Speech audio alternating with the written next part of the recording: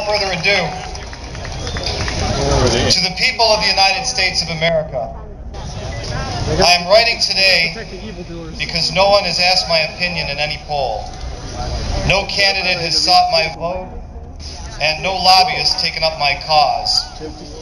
It seems that of all the special interests in America, mine is forgotten, unworthy of notice by politicians, activists, media commentators, and the press. It may be because I am neither a Republican nor a Democrat, nor represented by lobbyists for the disabled, senior citizens, minorities, trade unions, nor any other lobby. In fact, I am not a member of any group whatsoever. I am the individual. Our Constitution was written to protect me from the majority. I am the victim of democracy, which has overwhelmed the safeguards of the old republic and replaced the republic with mob rule.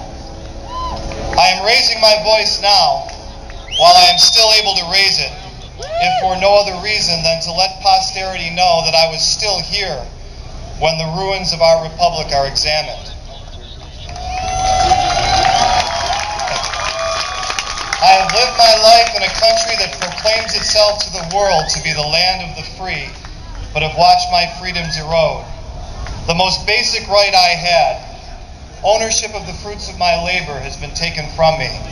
Now, politicians argue over what portion of my labor will purchase medical care for the poor and elderly, what portion will pay Social Security, what portion will educate other people's children, and what paltry sum I will be allowed to keep so that I may go out tomorrow and work another day. I once lived in a country which recognized my right to do as I pleased as long as I did not violate the rights of others.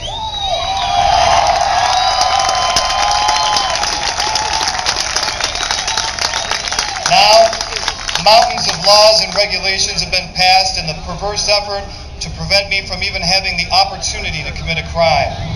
As a result, I am rendered paralyzed, as there is almost no action that I can take beyond rising from my bed that cannot be construed by someone to be a crime or a violation. More of my property is seized to support grand adventures in foreign lands where my company or government spreads freedom through the crosshairs of its guns. My government's invasion of countries that pose no military threat to us whatsoever has made me hated throughout the world merely for being an American, and has helped enslave my children to unserviceable debts.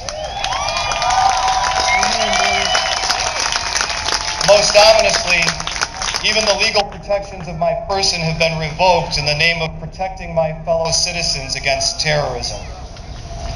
While the Constitution guarantees me sound money, as only gold and silver shall be legal tender, I am nevertheless forced to use the worthless paper notes of a private banking cartel that decreases their value daily, providing me no safe store of value to save for my future. To aid financial speculators who produce nothing whatsoever, the volume of these notes is increased out of all reason whenever these gamblers and thieves stand to suffer a loss. As a result, the purchasing power of this slave currency is constantly decreased, widening the gap between rich and poor and destroying the middle class. I am left with no practical means to participate in free trade and civil society. I give my fellow citizens the benefit of the doubt and believe that they have merely forgotten what the true nature and purpose of government is.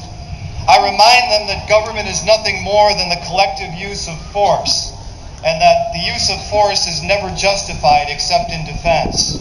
It is by definition a last resort. Government has almost limitless power, but very few rights. It has no right to do anything beyond protecting my life and my freedom.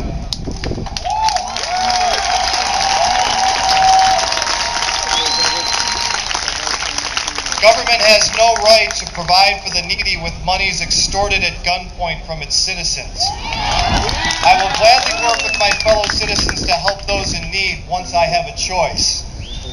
In the meantime, I demand that my labor cease to be taken from me without my consent.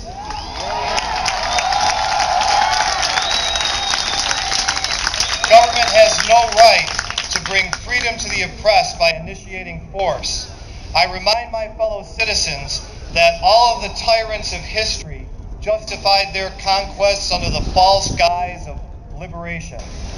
I will gladly stand with my countrymen to fight any foreign power that truly threatens us, but I demand that my government immediately cease to invade foreign countries in my name.